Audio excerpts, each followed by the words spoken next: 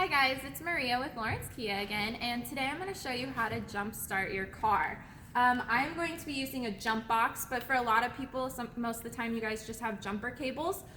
So basically you're going to do the same thing, except you'll have another car next to you, and you'll put one set of the cables onto the car that doesn't work and the other set onto the car that is working.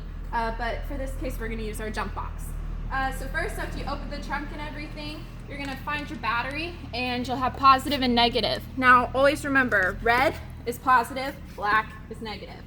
So you'll go ahead and open up your little box and you'll put the red cable onto where the positive at. Make sure it's on there really well. And then you'll take your black cable and put it on negative. All right, and for the most part, a lot of times they will start right away. Sometimes it might take a little bit, but for example, this one's gonna start right away, so we'll start the car. It goes. Sometimes you'll wanna leave it on for a little bit just to make sure that the car won't quit on you. And then after that, you'll just take them off one at a time and leave your car running.